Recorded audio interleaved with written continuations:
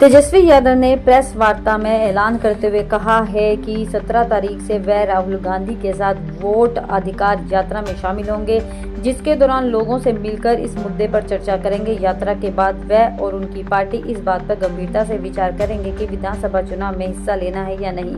तेजस्वी यादव ने कहा है, जब चुनाव आयोग पहले से ही सब कुछ तय कर चुका है तो इस पर भी गौर किया जा सकता है कि हम चुनाव में हिस्सा लें या ना लें। उन्होंने आरोप लगाया कि बीजेपी के इशारों पर चुनाव आयोग वोट की डकैती कर रहा है और मतदाता सूची में बड़े पैमाने पर गड़बड़ी की जा रही है। आगे तेजस्वी यादव ने दावा किया कि मुजफ्फरपुर के मेयर और बीजेपी के वरिष्ठ नेता निर्मला देवी का नाम 2 अलग-अलग वोटर लिस्ट में दर्ज है। उन्होंने कहा कि एक ही विधानसभा क्षेत्र में उनके 2-2 EPIC कार्ड बने हुए हैं और दोनों में उम्र भी अलग-अलग दर्ज है।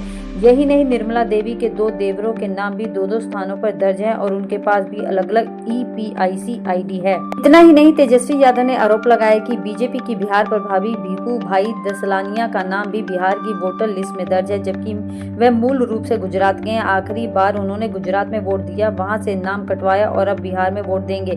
संभव है कि चुनाव के बाद यह भी नाम कटवा कर फिर गुजरात में वोट दे। आगे तेजस्वी यादव ने कहा है कि जब खुलासा होने लगा है तो बीजेपी की बोलती बंद हो गई है। आज तक चुनाव आयोग ने इस मामले पर प्रेस कॉन्फ्रेंस नहीं की। हम SIR प्रक्रिया की खामियाजा उजागर करेंगे। पहले बीजेपी ED और CBI जैसी एजेंसियों का इस्तेमाल करती थी, अब चुनाव आयोग का कर रही है। उन्होंने 2020 के विधानसभा चुनाव का जिक्र करते हुए कहा है कि तब वह 12,000 वोट से हारे थे और 10 सीटों से जानबूझकर हरवाई गई।